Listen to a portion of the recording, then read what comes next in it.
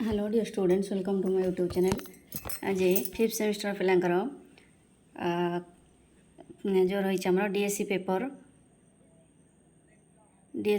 2 ताको डिस्कसन करवा। आम पूर्व क्लास रे करथिले डीएससी 1 रो गोटे फर्स्ट यूनिट रो डिस्कसन करथिले क्वेश्चन। आज डीएससी पेपर 2 रो डिस्कसन करवा। डीएससी पेपर 2 रो सिलेबस आग देख, तेणु सिलेबस अनुसार आम कौन करवा आलोचना करवा क्वेश्चन आंसर सब। तेणु पेडागोजी ऑफ डीएससी 2 हूँ पेडागोजी ऑफ सोशल साइंस से ए रे देछि पेडागोजी जो आमर ए रे देछि पेडागोजी ऑफ सोशल साइंस आ गोटे मध्य रही पेडागोजी ऑफ मैथमेटिक्स। तेणु जी चाहिए सोशल साइंस रखिपर, जी चाहिए मैथ रखिपर। तेणु आम डिस्कसन एले करवा जे pedagogy of social science. Social science रे यूनिट 1 रे कौन अच्छे ना, यूनिट 1 अच्छे concept learning objectives and values of teaching social science. तार कौन अच्छी सब ना, फर्स्ट पॉइंट हूँ meaning nature and scope of social science आज NCF 2005। Then learning objectives of teaching social science at elementary and secondary levels. Third अच्छी importance of teaching social science in school education and identification of values व competencies और skills to be developed through social sciences. तापर आम आज unit 1 ही कौन करवा discussion करवा। तापर नेक्स्ट यूनिट 2 रे कौन रही ना, methods and approaches to teaching learning social science. तार कौन कौन सब रही ना, story telling method, narration cum discussion method, dramatization method, source method, project method, field trips and observation. These are the strategies और अप्रोचेस और methods to teaching learning social science. Then unit 3 includes curricular activities in social sciences, that is pedagogic analysis. First होची content analysis of topics of social science textbook, learning objectives, methods and strategies, teaching learning materials including ICT materials. ICT कहले पिला माने कौन, ICT information and communication technology, जोटा कि तुम्हें पढ़ुच कौन core 12 रे पढ़ुच। तापर नेक्स्ट हूँ learning activities including student and teacher activities. तापर assessment strategies and preparing lesson plan following Herbert 5E interpretation construction design model वा आइकन डिजाइन मॉडल आम जहाँ कहे ये गुटिक पे तुमने पढ़ीच कौटी तुम कोर 4 रे पढ़ीच। Then unit 4 development of resources materials and assessment in social science. Unit 4 आसला फास्ट आस टीचिंग लर्निंग मटेरियल्स कौन कौन सब रोचे ना, maps, atlas, globes, charts, graphs, models, film strips, TV video, OHP and computer. OHP रो कौन फुल फॉर्म जान पे OHP over head projector. OHP की कह जाए over head projector. Then timeline concept aspects types and uses. Third आसी types of assessment, self assessment, peer assessment, teacher assessment, internal assessment and external assessment. Then techniques of assessment in history and political science, continuous assessment of learners performance in history and political science, preparation of different types of objective based test। ये जो objective based test एगुड़ाक and objective type test items एगुड़ाक तुम कोर 5 रे भल भाव में पढ़ा होची। तेणु से तुम जो माइंडफुल देखो ताले कोर 5 रे जो पढ़ा होची से जापर जे ऑब्जेक्टिव बेस्ड टेस्ट कौन, ऑब्जेक्टिव टाइप टेस्ट आइटम्स कौन। तापर नेक्स्ट हूँ आइटम्स कहले एक्सटेंडेड रेस्पॉन्स टाइप व restricted response type and objective type. ये जो extended response type and restricted response type ये हूँ कौन ना, essay type questions. Then objective type questions. तेणु यही सब रही तुम सोशल साइंस सिलेबस। तापर प्रैक्टिकल कौन अच्छे ना, school internship delivery of 5 lessons following हर्बर्टरियन 5E और आइकन डिजाइन मॉडल। तेणु ये हूँ तुम कौन ना सिलेबस ऑफ DSE 2। तापर कह ना सोशल साइंस और मैथ माणी ना, जदि तुम मनकर को मैंने थे मैथ पिला ताले कहले मु कमेंट माध्यम जनइले मुझे डिस्कसन करी। ताहले वीडियो स्टार्ट करने पूर्व जो मैंने मो चैनल नुआ अच्छे से अनुरोध जे चैनल को सब्सक्राइब करेंगे और तुम मैंने सांग मान पाखु सेयार कर, जहाँफल कि जिते मु वीडियो अपलोड करी तुम मन पाखे सहजरे पहुँची पार और परीक्षा प्रिपेयर हो पार। चलो ताले वीडियो स्टार्ट करवा। जेहेतु आमर पेपर ना हूँ कौन ना, डिसिप्लिन स्पेसिफिक इलेक्टिव DSE 2 जहाँकि रही सोशल साइंस। सोशल साइंस कहले कौन ना, सामाजिक विज्ञान बा सामाजिक पाठ अर्थ कौन, मीनिंग ऑफ सोशल साइंस और सोशल स्टडीज।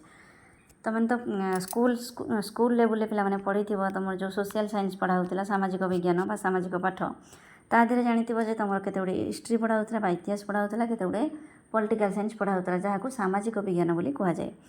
तेणु ताहले आस जानिबा जे सामाजिक विज्ञान बा सामाजिक पाठ कहले कौन।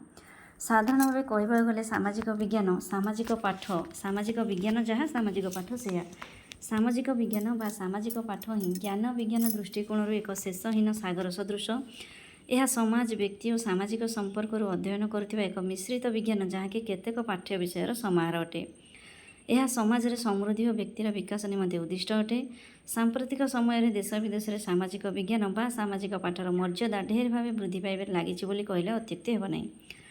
सामाजिक विज्ञान बा सामाजिक पाठ अर्थ संपर्क में स्पष्ट धारणा आनिबा निमंते केतेगुड़े डेफिनेशन बा संज्ञार सहायता नियागला यथा जोरिओलेमिक कौन कहले ना social studies is the study of human relations कहले सामाजिक पाठ ही मानव संपर्कर अध्ययन अटे। नेक्स्ट होची उइसले कौन कहते ना the term social studies indicates materials whose content as well as aim are predominantly social जार एम होची कौन सोशल। सामाजिक पाठ पद से ही विषय वस्तु को सूचाई थाए जार विषय वस्तु अधिकंतु लक्ष्य प्रधानतः सामाजिक अटे जार लक्ष्य होची कौन ना सामाजिक। तेणु 2-3टा डेफिनेशन तुम यथेष्ट। तापर देखिबा सामाजिक विज्ञान बा सामाजिक पाठर प्रकृति कौन। आज पर एर syllabus meaning nature and scope of social science.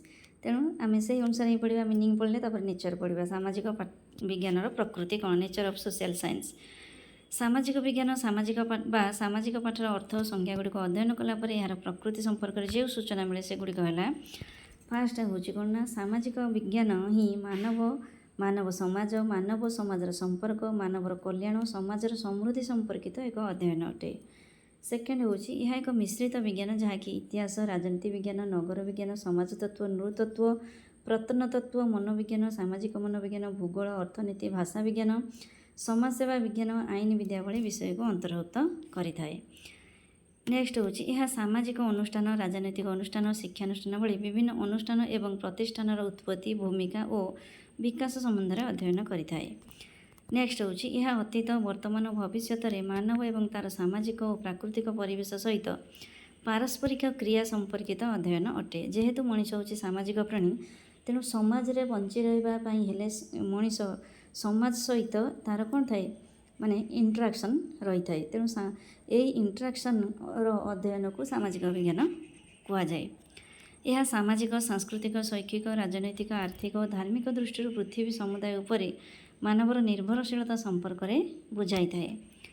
Next point हूँ यह शिक्षार्थी मैंने जो परिवेश गोष्ठी और समाज में जन्म नहीं विकसित होती सही परिवेश गोष्ठी और समाज सहित संपर्कित एक अध्ययन अटे। नेक्स्ट हूँ यह सामाजिक सांस्कृतिक शैक्षिक राजनैतिक आर्थिक धार्मिक और परिवेशगत समस्या एवं विवाद गुड़िकर समाधान दिगरे सहायक होता है।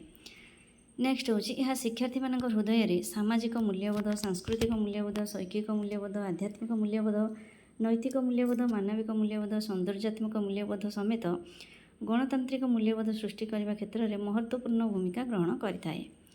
नेक्स्ट हूँ यह गणतांत्रिक व्यवस्था को सफल करने निमंते शिक्षार्थी मानक आदर्श नागरिक भाव गढ़ी तोड़ा दिगरे उद्यम जारी रखिथाए। तापर हूँ यह एकाधार तात्विक विज्ञान और प्रयोगात्मक विज्ञान अटे। यह एकाधार विज्ञान और कला अटे।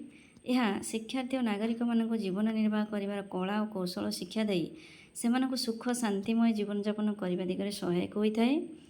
यह शिक्षार्थी और व्यक्ति को परिवार ग्राम गोष्ठी समाज और राष्ट्र विभिन्न परिवेश और परिस्थिति समायोजन दृष्टि खाप खुआई चलने आवश्यक ज्ञान कौशल शिक्षा प्रदान करिथाए। यह शिक्षार्थी मान हृदय में देशप्रेम भ्रातृत्व भाव सहयोगी मनोभाव जातीय ऐक्य भाव जातीय संगति मनोभाव सृष्टि करी व्यक्तिर कल्याण और समाजर मंगल साधन करिथाए। नेक्स्ट हूँ यह शिक्षार्थी और व्यक्ति मान हृदय में विश्व ऐक्य भाव विश्व भ्रातृत्व भाव विश्व प्रीति मनोभाव उद्रेक कराइबा सहित आंतर्जातिक सद्भाव प्रतिष्ठा करी समग्र विश्वर मानव समाज में सुख शांति और समृद्धि प्रतिष्ठा करिबारे महत्वपूर्ण भूमिका ग्रहण करिथाए। तापर आसला सामाजिक विज्ञानर परिसर बा सामाजिक पाठर परिसर स्कोप ऑफ पॉलिटिकल साइंस और सोशल साइंस और सोशल स्टडीज पिला माने एठी इंग्लिश रे जो होइछ पॉलिटिकल साइंस हे जाइछि एटा हो सोशल सोशल साइंस और सोशल स्टडीज। सामाजिक विज्ञानर परिसर अत्यंत व्यापक अटे। यह ढेर वर्ष है जो सब विज्ञान विषय वस्तु दृष्टिकोण को परिसरभुक्त करें से गुड़िक निम्न मते उपस्थापन करागला। फास्ट पॉइंट हूँ सामाजिक विज्ञान ही समाज व्यक्ति और समाजर संपर्क, समाजर राजनैतिक सामाजिक सांस्कृतिक आर्थिक वाणिज्यिक धार्मिक व्यवस्था, व्यक्तिर सामाजिक समयोजन सामर्थ्य, व्यक्तिर सर्वांगीन विकास और समाजर सर्वविध कल्याण संपर्कित विभिन्न अध्ययन को परिसरभुक्त करें। नेक्स्ट हूँ यह इतिहास, राजनीति विज्ञान, नगर विज्ञान, समाजतत्व, नृतत्व, प्रत्नतत्व, समाजसेवा विज्ञान, मनोविज्ञान, सामाजिक मनोविज्ञान, भूगोल, अर्थनीति, भाषा विज्ञान, आईन विद्या भली विभिन्न विषय संपृक्त पाठ्य प्रसंगर शिक्षादान शिक्षण अध्ययन को अंतर्भुक्त करें। नेक्स्ट हूँ यह समाज अंतर्गत सामाजिक अनुष्ठान, शैक्षिक अनुष्ठान, सांस्कृतिक अनुष्ठान, राजनैतिक अनुष्ठान, वाणिज्यिक अनुष्ठान भली आवश्यक विविध अनुष्ठान उत्पत्ति, गठन, भूमिका, परिचालन, विकास संपर्कित अध्ययन को परिसरभुक्त करें। नेक्स्ट हूँ यह शिक्षार्थी मान मध्य सत्य, दया, न्याय, आदर्श, कर्तव्य परायणता, पारस्परिक सहयोग और श्रृंखला मनोभाव द्वारा से सुनागरिक परिणत करने निमंते विभिन्न कार्यधारा, पदक्षेप, दायित्व संपर्कित अध्ययन को अंतर्भुक्त करें। यह अतीत समाजर विभिन्न विषय दिग, वर्तमान समाजर विभिन्न विषय दिग संपर्कित सूचना समेत भविष्यत समाजर विभिन्न विषय दिग संपर्कित पूर्वानुमान संबंधी अध्ययन को परिसरभुक्त करें। नेक्स्ट हूँ यह समाजरे अवस्थान करुवा व्यक्ति मानकर सामाजिक मूल्यबोध, सांस्कृतिक मूल्यबोध, शैक्षिक मूल्यबोध, नैतिक मूल्यबोध, मानविक मूल्यबोध, सौंदर्यात्मक मूल्यबोध, गणतांत्रिक मूल्यबोध सृष्टिर उपाय उद्यम संपर्कित अध्ययन को अंतर्भुक्त करें। नेक्स्ट हूँ यह समाजरे शिक्षार्थी और नागरिक मानक सुस्थ और निरापद भाव बंचार कला कौशल शिक्षा देवा संपर्कित अध्ययन को परिसरभुक्त करें। यह शिक्षार्थी और नागरिक मानक जीवन में आसुवा विभिन्न समस्यार समाधान और समाजर विभिन्न परिवेश और परिस्थिति समयोजन दृष्टि खाप खुआई चलबार कला और कौशल शिक्षा प्रदान करने संपर्कित अध्ययन को अंतर्भुक्त करें। यह शिक्षार्थी और नागरिक मानक मन में जातीय ऐक्य, जातीय संगति और देशप्रेम मनोभाव जागृत कराई देश में सुख, शांति और समृद्धि प्रतिष्ठा कर विभिन्न उपाय उद्यम संपर्कित अध्ययन को परिसरभुक्त करें। नेक्स्ट हूँ यह शिक्षार्थी और नागरिक मानक हृदय में विश्व भातृत्व भाव, विश्व ऐक्य भाव, विश्व मैत्री भाव, विश्वप्रति मनोभाव को उद्रेक कराई विश्व समुदाय रे सुख और शांति समृद्धि प्रतिष्ठा करने निमंते विभिन्न उपाय और उद्यम संपर्कित अध्ययन को अंतर्भुक्त करें। तापर सामाजिक विज्ञान बा सामाजिक पाठ शिक्षार लक्ष्य कौन सब तार लक्ष्य बा उद्देश्य रही। AIIMS of teaching social science सामाजिक विज्ञान शिक्षादान जो केते गुड़िक गुरुत्वपूर्ण लक्ष्य रही से गुड़िक निम्न मते वर्णना करागला। फास्ट पॉइंट हूँ कौन ना सामाजिक विज्ञान सामाजिक पाठर शिक्षादान द्वारा से शिक्षार्थी मानक मानव समाजर संपर्क, मानवर कल्याण एवं समाजर समृद्धि संपर्क में अवगत कराइबा। यह इतिहास, राजनीति विज्ञान, नगर विज्ञान, समाजतत्व, नृतत्व, प्रत्नतत्व, मनोविज्ञान, सामाजिक विज्ञान, भूगोल, अर्थनीति, भाषा विज्ञान, समाजसेवा विज्ञान और आईन विद्या भली विषय को अंतर्भुक्त करुवा दृष्टिकोण शिक्षार्थी मानक यही समस्त विषय संपर्क में ज्ञान प्रदान करवा। यह द्वारा शिक्षार्थी मानक सामाजिक अनुष्ठान, राजनीतिक अनुष्ठान, शिक्षानुष्ठान, आर्थिक अनुष्ठान भली विभिन्न अनुष्ठान एवं प्रतिष्ठान उत्पत्ति, भूमिका और विकास संबंध में सूचना प्रदान करवा। यह द्वारा शिक्षार्थी मानक सामाजिक, सांस्कृतिक, शैक्षिक, राजनैतिक, आर्थिक, धार्मिक समस्या और विवाद गुड़िकर समाधान दिगरे सहायक होगा। यह द्वारा शिक्षार्थी मानक परिवार, ग्राम, गोष्ठी, समाज और राष्ट्र विभिन्न परिवेश और परिस्थिति में समयोजन दृष्टि खाप खुआई चलने आवश्यक ज्ञान कौशल शिक्षा प्रदान करवा। यह द्वारा शिक्षार्थी मानक हृदय में सामाजिक मूल्यबोध, सांस्कृतिक मूल्यबोध, शैक्षिक मूल्यबोध इत्यादि और गणतांत्रिक मूल्यबोध सृष्टि करवा। यह द्वारा शिक्षार्थी मानकर चिंता शक्ति, कल्पना शक्ति, बोध शक्ति, सृजन शक्ति भली विभिन्न मानसिक शक्तिर विकास साधन करवा। यह द्वारा शिक्षार्थी मानक गणतांत्रिक राष्ट्र परिप्रेक्षी से जड़े जड़े आदर्श नागरिक भाव गढ़ी तोड़ा। यह द्वारा शिक्षार्थी मानक हृदय में देशप्रेम, भातृत्व भाव, सहयोगी मनोभाव, जातीय ऐक्य भाव और जातीय संगति मनोभाव सृष्टि कर व्यक्ति और समाजर कल्याण साधन करवा। यह द्वारा शिक्षार्थी मानक हृदय में विश्व ऐक्य भाव, विश्व भातृत्व भाव, विश्व प्रीति और विश्व मैत्री मनोभाव उद्रेक कराइबा सहित से आंतर्जातिक सद्भाव सृष्टि दिगरे सहायक होगा। तापर हूँ प्राथमिक विद्यालय स्तर में सामाजिक विज्ञान व सामाजिक पाठ शिक्षादान शिक्षण उद्देश्य कौन कौन लर्निंग ऑब्जेक्टिव्स रही। Learning objectives of teaching social science और social studies at primary school level उद्देश्य गुड़िक हूँ कौन ना ସାମାଜିକ ପାଠ ସାମାଜିକ ବିଜ୍ଞାନ ବା ସାମାଜିକ ପାଠ ଶିକ୍ଷାଦାନ ଦ୍ୱାରା ଶିକ୍ଷାର୍ଥୀମାନଙ୍କୁ ମାନବ ସମାଜ, ମାନବ ଓ ସମାଜର ସମ୍ପର୍କ, ସାମାଜିକ ପରିବେଶ, ସାଂସ୍କୃତିକ ପରିବେଶ, ପ୍ରାକୃତିକ ପରିବେଶ, ମାନବ ସମାଜର ମଙ୍ଗଳ ସାଧନ ଇତ୍ୟାଦି ସମ୍ପର୍କରେ ଜ୍ଞାନ ପ୍ରଦାନ କରିବା। ଏହାଦ୍ୱାରା ଶିକ୍ଷାର୍ଥୀମାନଙ୍କୁ ସାମାଜିକ, ସାଂସ୍କୃତିକ, ରାଜନୈତିକ, ଆର୍ଥିକ, ଶୈକ୍ଷିକ, ଧାର୍ମିକ ଓ ପରିବେଶଗତ ସମସ୍ୟା ଓ ଏହାର ସମାଧାନ ସମ୍ପର୍କରେ ବୁଝାଇ ଦେବା। ଏହାଦ୍ୱାରା ଶିକ୍ଷାର୍ଥୀମାନଙ୍କ ଚିନ୍ତାଶକ୍ତି, କଳ୍ପନା ଶକ୍ତି, ବୋଧଶକ୍ତି ଓ ସୃଜନ ଶକ୍ତି ଭଳି ବିଭିନ୍ନ ମାନସିକ ଶକ୍ତିର ବିକାଶ ଘଟାଇବା। ଏହାଦ୍ୱାରା ଶିକ୍ଷାର୍ଥୀମାନଙ୍କ ମଧ୍ୟରେ ବିଭିନ୍ନ ଜାତି, ବର୍ଣ୍ଣ, ଧର୍ମ, ସଂସ୍କୃତି, ଭାଷା, ପରମ୍ପରା, ଜୀବନ ଚଳଣରେ ଲୋକମାନଙ୍କ ପ୍ରତି ସକାରାତ୍ମକ ସହଯୋଗମୂଳକ ବିକାଶମୂଳକ ମନୋବୃତ୍ତି ସୃଷ୍ଟି କରିବା। ଏହାଦ୍ୱାରା ଶିକ୍ଷାର୍ଥୀମାନଙ୍କୁ ପରିବାର, ଗ୍ରାମ, ଗୋଷ୍ଠୀ, ସମାଜ, ରାଷ୍ଟ୍ର ବିଭିନ୍ନ ପରିବେଶ ଓ ପରିସ୍ଥିତିରେ ସମଯୋଜିତ ହୋଇ ଚଳିବା ପାଇଁ ଆବଶ୍ୟକ ଜ୍ଞାନ, କୌଶଳ ଓ ଶିକ୍ଷା ପ୍ରଦାନ କରିବା। ଏହାଦ୍ୱାରା ଶିକ୍ଷାର୍ଥୀମାନଙ୍କୁ ସ୍ଥାନ, କାଳ, ପାତ୍ର ଓ ଗୁରୁତ୍ୱ ଅନୁସାରେ ସମାଜର ଲୋକ, ଘଟଣା, ଅନୁଷ୍ଠାନ ଆଦିକୁ ନିଜସ୍ୱ ଦୃଷ୍ଟିକୋଣରୁ ଦେଖିବାର ସାମର୍ଥ୍ୟକୁ ବିକାଶ କରିବା। ଏହାଦ୍ୱାରା ଶିକ୍ଷାର୍ଥୀମାନଙ୍କର ପାଠ୍ୟ ପ୍ରସଙ୍ଗ ସମ୍ପର୍କିତ ଆବଶ୍ୟକ ଚିତ୍ର, ଚାର୍ଟ, ମାନଚିତ୍ର, ଲେଖଚିତ୍ର, ସମୟରେଖା ଆଦିର ଅଙ୍କନ, ଆବଶ୍ୟକ ପ୍ରତିରୂପ ଗଠନ ଓ ପାଠ୍ୟ ଉପକରଣ ପ୍ରସ୍ତୁତି କରିବାର ଦକ୍ଷତା ବୃଦ୍ଧି କରିବା। ଯେଉଁ ଆମର ସାମାଜିକ ବିଜ୍ଞାନ ବା ଇତିହାସ ପଢ଼ିଲା ବେଳେ ଆମର ରହିଛି ସମୟରେଖା, ସମୟରେଖାର କେମିତି ଗଠନ କରାଯାଏ, ତାକୁ କେମିତି ପିଲାମାନଙ୍କୁ ବୁଝାଯାଏ, ସେ ତମର ପରେ ପଢ଼ିବ ପିଲାମାନେ, ତେଣୁ ସେଗୁଡ଼ାକ ସବୁ ଜାଣିବା। ଏହାଦ୍ୱାରା ଶିକ୍ଷାର୍ଥୀମାନଙ୍କ ମଧ୍ୟରେ ଆଦର୍ଶ ନାଗରିକତ୍ୱର ବିଭିନ୍ନ ଗୁଣାବଳୀର ବିକାଶ ଘଟାଇ ସେମାନଙ୍କୁ ସୁନାଗରିକ ଭାବେ ଗଢ଼ି ତୋଳିବା। ଏହାଦ୍ୱାରା ଶିକ୍ଷାର୍ଥୀମାନଙ୍କ ହୃଦୟରେ ଦେଶପ୍ରେମ, ସହଯୋଗୀ ମନୋଭାବ, ଜାତୀୟ ଐକ୍ୟଭାବ, ଜାତୀୟ ସଂହତି ଭାବ ଜାଗ୍ରତ କରାଇବା। ଏହାଦ୍ୱାରା ଶିକ୍ଷାର୍ଥୀମାନଙ୍କ ମନରେ ବିଶ୍ୱ ଭାତୃତ୍ୱ ଭାବ, ବିଶ୍ୱ ମୈତ୍ରୀ ଭାବ, ବିଶ୍ୱ ପ୍ରେମ ଭାବ ଉଦ୍ରେକ କରାଇ ସୁଖ, ଶାନ୍ତି ଓ ସମୃଦ୍ଧିଯୁକ୍ତ ପୃଥିବୀ ଗଠନର ସ୍ୱପ୍ନକୁ ସାକାର କରିବା। ଏଇଗୁଡ଼ିକ ସବୁ ଅଛି ପ୍ରାଥମିକ ସ୍ତରରେ କ'ଣ ସାମାଜିକ ବିଜ୍ଞାନର କ'ଣ ସବୁ ଲକ୍ଷ୍ୟ ବା ଉଦ୍ଦେଶ୍ୟ ଥିଲା। ତାପରେ ମାଧ୍ୟମିକ ବିଦ୍ୟାଳୟ ସ୍ତରରେ ସାମାଜିକ ବିଜ୍ଞାନର ଶିକ୍ଷଣ ଉଦ୍ଦେଶ୍ୟ କ'ଣ?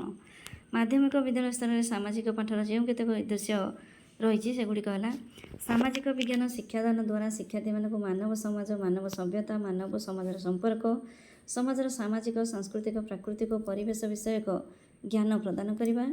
ଏହାଦ୍ୱାରା ଶିକ୍ଷାର୍ଥୀମାନଙ୍କୁ ସମାଜର ବିଭିନ୍ନ କ୍ଷେତ୍ରରେ ଦେଖାଦେଉଥିବା ବିଭିନ୍ନ ପ୍ରକାର ସମସ୍ୟା ଓ ଏହାର ସମାଧାନ ସମ୍ପର୍କିତ ଜ୍ଞାନ ଓ କୌଶଳ ଶିକ୍ଷା ଦେବା। ଏହାଦ୍ୱାରା ଶିକ୍ଷାର୍ଥୀମାନଙ୍କୁ ସମାଜର ବିଭିନ୍ନ ଜାତି, ବର୍ଣ୍ଣ, ଧର୍ମ, ସମ୍ପ୍ରଦାୟ, ଭାଷା, ସଂସ୍କୃତି, ପରମ୍ପରା, ଜୀବନଚଳଣୀର ଲୋକମାନଙ୍କ ପ୍ରତି ସକାରାତ୍ମକ ମନୋଭାବ ପୋଷଣ ନିମନ୍ତେ ଉତ୍ସାହିତ କରିବା। ଏହାଦ୍ୱାରା ଶିକ୍ଷାର୍ଥୀମାନଙ୍କୁ ବିଭିନ୍ନ ସ୍ଥାନ, କାଳ, ପାତ୍ର, ଗୁରୁତ୍ୱ, ପରିବେଶ ଓ ପରିସ୍ଥିତି ଅନୁଯାୟୀ ବିଭିନ୍ନ ଲୋକମାନଙ୍କ ସହିତ ସମଯୋଜିତ ହୋଇ ଚଳିବା ନିମନ୍ତେ ଆବଶ୍ୟକ ଜ୍ଞାନ, କଳା, କୌଶଳ ଶିକ୍ଷା ଦେବା। ଏହାଦ୍ୱାରା ଶିକ୍ଷାର୍ଥୀମାନଙ୍କ ମଧ୍ୟରେ ସାମାଜିକ ମୂଲ୍ୟବୋଧ, ସାଂସ୍କୃତିକ ମୂଲ୍ୟବୋଧ, ଶୈକ୍ଷିକ ମୂଲ୍ୟବୋଧ, ଆଧ୍ୟାତ୍ମିକ ମୂଲ୍ୟବୋଧ, ନୈତିକ ମୂଲ୍ୟବୋଧ, ମାନବିକ ମୂଲ୍ୟବୋଧ, ସୌନ୍ଦର୍ଯ୍ୟାତ୍ମକ ମୂଲ୍ୟବୋଧ ଓ ଗଣତାନ୍ତ୍ରିକ ମୂଲ୍ୟବୋଧ ସୃଷ୍ଟି କରିବା। ଏହାଦ୍ୱାରା ଶିକ୍ଷାର୍ଥୀମାନଙ୍କ ଚିନ୍ତା ଶକ୍ତି, କଳ୍ପନା ଶକ୍ତି, ବୋଧ ଶକ୍ତି, ସୃଜନ ଶକ୍ତି ଭଳି ମାନସିକ ଶକ୍ତିର ବିକାଶ ସାଧନ କରିବା। ଏହାଦ୍ୱାରା ଶିକ୍ଷାର୍ଥୀମାନଙ୍କର ପାଠ୍ୟ ପ୍ରସଙ୍ଗ ସମ୍ପର୍କିତ ବିଭିନ୍ନ ଚିତ୍ର, ଚାର୍ଟ, ମାନଚିତ୍ର, ଲେଖଚିତ୍ର, ସମୟରେଖା ଆଦିର ଅଙ୍କନ, ଆବଶ୍ୟକ ପ୍ରତିରୂପ ଗଠନ ଓ ଶିକ୍ଷାଦାନ ଶିକ୍ଷଣ ଉପକରଣ ପ୍ରସ୍ତୁତ କରିବାର କଳା ଓ ଦକ୍ଷତା ବୃଦ୍ଧି କରିବା। ଏହାଦ୍ୱାରା ଶିକ୍ଷାର୍ଥୀମାନଙ୍କୁ ଜଣେ ଜଣେ ଗଣତାନ୍ତ୍ରିକ ଆଦର୍ଶ ନାଗରିକ ଭାବେ ଗଢ଼ି ତୋଳିବାର ସ୍ୱପ୍ନକୁ ସାକାର କରିବା। ଏହାଦ୍ୱାରା ଶିକ୍ଷାର୍ଥୀମାନଙ୍କ ହୃଦୟରେ ସ୍ୱଦେଶ ପ୍ରେମ, ଜାତୀୟ ଐକ୍ୟ ଭାବ ଓ ଜାତୀୟ ସଂହତି ଭାବ ଉଦ୍ରେକ କରାଇବା। ଏହାଦ୍ୱାରା ଶିକ୍ଷାର୍ଥୀମାନଙ୍କ ମନରେ ବିଶ୍ୱ ମୈତ୍ରୀ ଭାବ, ବିଶ୍ୱ ଭାତୃତ୍ୱ ଭାବ, ବିଶ୍ୱ ପ୍ରୀତି ମନୋଭାବ ଜାଗ୍ରତ କରାଇ ଏକ ସୁଖ ଶାନ୍ତିମୟ ପୃଥିବୀ ଗଢ଼ିବାରେ ସଫଳ ହେବା। ତାପରେ ଆସିଲା importance of teaching social science ଓ ସୋସିଆଲ ଷ୍ଟଡିଜ୍। ତମମାନଙ୍କର ଯେଉଁ ରହିଛି ୟୁନିଟ୍ 1ରେ ସାମାଜିକ ବିଜ୍ଞାନ ବା ସାମାଜିକ ପାଠ ଶିକ୍ଷାଦାନର ଗୁରୁତ୍ୱ କାହିଁକି ଆମେ ପଢ଼ାଇବା, ଆର କ'ଣ ଆବଶ୍ୟକତା ରହିଛି।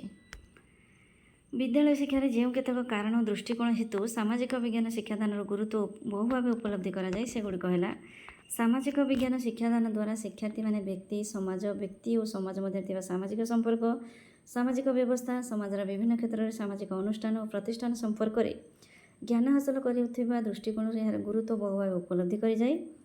ଏହାଦ୍ୱାରା ଶିକ୍ଷାର୍ଥୀମାନେ ସମାଜରେ ବିଭିନ୍ନ କ୍ଷେତ୍ରରେ ପରିଲକ୍ଷିତ ବିଭିନ୍ନ ସମସ୍ୟାକୁ ଜାଣିବା ସହିତ ଏହାର ସମାଧାନ ସମ୍ପର୍କରେ ଜ୍ଞାନ ଓ କୌଶଳ ଲାଭ କରୁଥିବା ଦୃଷ୍ଟିରୁ ଏହାର ଗୁରୁତ୍ୱ ଯଥେଷ୍ଟ ରହିଛି ବୋଲି କୁହାଯାଇଥାଏ। ଏହାଦ୍ୱାରା ଶିକ୍ଷାର୍ଥୀମାନଙ୍କ ହୃଦୟରେ ବିଭିନ୍ନ ଜାତି, ବର୍ଣ୍ଣ, ସମ୍ପ୍ରଦାୟ, ଧର୍ମ, ଭାଷା, ସଂସ୍କୃତି, ପରମ୍ପରା, ଜୀବନ ଚଳଣରେ ଲୋକମାନଙ୍କ ପ୍ରତି ସକାରାତ୍ମକ ମନୋଭାବ ସୃଷ୍ଟି କରିବା। ଏହାଦ୍ୱାରା ଶିକ୍ଷାର୍ଥୀମାନଙ୍କ ମଧ୍ୟରେ ସାମାଜିକ ମୂଲ୍ୟବୋଧ, ସାଂସ୍କୃତିକ ମୂଲ୍ୟବୋଧ, ରାଜନୈତିକ ମୂଲ୍ୟବୋଧ, ଶୈକ୍ଷିକ ମୂଲ୍ୟବୋଧ, ଆଧ୍ୟାତ୍ମିକ, ନୈତିକ, ମାନବିକ, ସୌନ୍ଦର୍ଯ୍ୟାତ୍ମକ ମୂଲ୍ୟବୋଧ ଓ ଗଣତାନ୍ତ୍ରିକ ମୂଲ୍ୟବୋଧ ସୃଷ୍ଟି ହୋଇଥିବା ଦୃଷ୍ଟିରୁ ଏହାର ଗୁରୁତ୍ୱ ଯଥେଷ୍ଟ ରହିଛି ବୋଲି କୁହାଯାଇପାରେ। ଏହାଦ୍ୱାରା ଶିକ୍ଷାର୍ଥୀମାନଙ୍କ ଚିନ୍ତା ଶକ୍ତି, କଳ୍ପନା ଶକ୍ତି, ବୋଧ ଶକ୍ତି, ସୃଜନୀ ଶକ୍ତି ଭଳି ମାନସିକ ଶକ୍ତିର ବିକାଶ ସାଧନ ହେଉଥିବା ଦୃଷ୍ଟିକୋଣରୁ ଏହାର ଗୁରୁତ୍ୱ ବହୁଳ ଭାବେ ଉପଲବ୍ଧି କରାଯାଏ। ଏହାଦ୍ୱାରା ଶିକ୍ଷାର୍ଥୀମାନଙ୍କ ମଧ୍ୟରେ ସତ୍ୟ, ଶାନ୍ତି, ଦୟା, କ୍ଷମା, ଧୈର୍ଯ୍ୟ, ସ୍ନେହ, ଶ୍ରଦ୍ଧା, ପ୍ରେମ, ସହାନୁଭୂତି, ସମ୍ମାନ ଓ ସହଯୋଗୀ ମନୋଭାବ ଭଳି ସାମାଜିକ ଗୁଣାବଳୀର ବିକାଶ ଘଟୁଥିବା ଦୃଷ୍ଟିରୁ ଏହାର ଗୁରୁତ୍ୱ ଯଥେଷ୍ଟ ରହିଛି ବୋଲି କୁହାଯାଇଥାଏ। ଏହାଦ୍ୱାରା ଶିକ୍ଷାର୍ଥୀମାନେ ବିଭିନ୍ନ ପ୍ରକାରର ଆବଶ୍ୟକ ଚିତ୍ର ଅଙ୍କନ କରିବା, ପ୍ରତିରୂପ ଗଠନ କରିବା ଓ ବିଭିନ୍ନ ଶିକ୍ଷାଦାନ ଶିକ୍ଷଣ ଉପକରଣ ପ୍ରସ୍ତୁତ କରିବା ଭଳି କଳାତ୍ମକ ଓ ସୃଜନାତ୍ମକ ଦକ୍ଷତା ହାସଲ କରୁଥିବା ଦୃଷ୍ଟିକୋଣରୁ ଏହାର ଗୁରୁତ୍ୱ ବହୁ ଭାବେ ଉପଲବ୍ଧି କରାଯାଏ।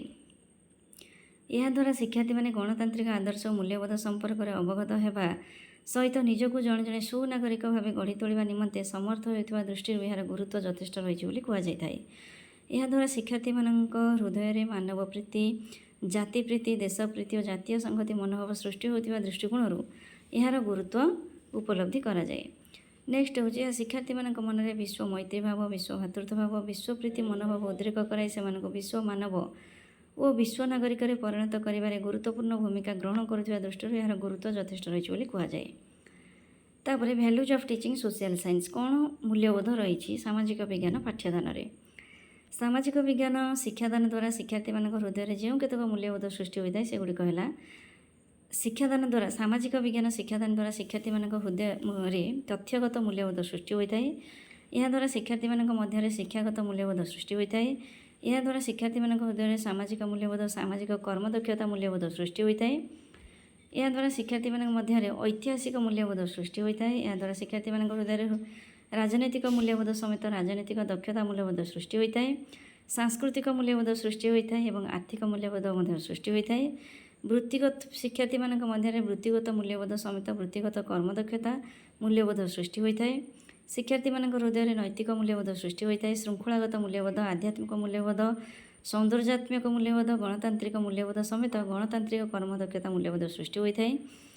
ଆଦର୍ଶ ନାଗରିକତ୍ୱ ମୂଲ୍ୟବୋଧ ସୃଷ୍ଟି ହୋଇଥାଏ। ସମାଜରେ ହୃଦୟରେ ଶିକ୍ଷାର୍ଥୀମାନଙ୍କ ହୃଦୟରେ ସମାଜବାଦ ଶୈଳୀ ମୂଲ୍ୟବୋଧ ସୃଷ୍ଟି ହୋଇଥାଏ। ଶିକ୍ଷାର୍ଥୀମାନଙ୍କ ମଧ୍ୟରେ ଧର୍ମନିରପେକ୍ଷତା ମୂଲ୍ୟବୋଧ ସୃଷ୍ଟି ହୋଇଥାଏ। ସେମାନଙ୍କ ହୃଦୟରେ ନ୍ୟାୟିକ ମୂଲ୍ୟବୋଧ ମଧ୍ୟ ସୃଷ୍ଟି ହୋଇଥାଏ। ଶିକ୍ଷାର୍ଥୀମାନଙ୍କ ମଧ୍ୟରେ ମାନବିକ ମୂଲ୍ୟବୋଧ ସମେତ ସାମାଜିକ ସମ୍ପର୍କ ମୂଲ୍ୟବୋଧ ସୃଷ୍ଟି ହୋଇଥାଏ। ଏହାଦ୍ୱାରା ଶିକ୍ଷାର୍ଥୀମାନଙ୍କ ହୃଦୟରେ ଜାତୀୟତା ମୂଲ୍ୟବୋଧ ସୃଷ୍ଟି ହୋଇଥାଏ। ଏହାଦ୍ୱାରା ଶିକ୍ଷାର୍ଥୀମାନଙ୍କ ମଧ୍ୟରେ ଆନ୍ତର୍ଜାତୀୟତା ମୂଲ୍ୟବୋଧ ମଧ୍ୟ ସୃଷ୍ଟି ହୋଇଥାଏ। ତେଣୁ ପିଲାମାନେ ତୁମର ଏଇ ଯେଉଁଗୁଡ଼ିକ ସବୁ ରହିଛି ଯେ କ'ଣ ସବୁ ୟୁନିଟ୍ 1ରେ ଯେ meaning, nature and scope of social science, learning objectives of teaching social science at elementary and secondary level, ତାପରେ importance of teaching social science in school education and identification of values ବା or competencies or skills to be developed through social science। ଏଇଗୁଡ଼ିକ ତୁମର unit 1ର ପ୍ରାୟତଃ ସରିଗଲା discussion, ଯାହାକି long question. ତେଣୁ ଏଇଗୁଡ଼ିକ ସରିଗଲା ପରେ ଆମର କୋର୍ 11, 12 ଏବଂ DSE 1, DSE 3 ଲଙ୍ଗ୍ କୋଶ୍ଚିନ୍ ସରିଗଲା ପରେ ଆମେ ପୁଣି ସର୍ଟ କୋଶ୍ଚିନ୍ ସବୁ କୋର୍ 11, 12, DSE 1, DSE 2 ଡିସ୍କସନ୍ କରିବା। ତେଣୁ ଚ୍ୟାନେଲରେ ଯୋଡ଼ି ହୋଇକି ସବୁବେଳେ ରହିଥିବେ ଏବଂ ଡେସ୍କ୍ରିପ୍ସନ୍ରେ ମୁଁ PDF ଲିଙ୍କ୍ ଯୋଗାଇ ଦେଉଛି, ସେଠୁ ଯାଇକି ତୁମମାନେ PDF ଡାଉନଲୋଡ଼୍ କରି ନୋଟ୍ ପ୍ରିପେୟାର କରିପାରିବ। ଚ୍ୟାନେଲଟିକୁ ସବସ୍କ୍ରାଇବ୍ କରିବାକୁ କେବେ ବି ଭୁଲିବନି। Thank you all.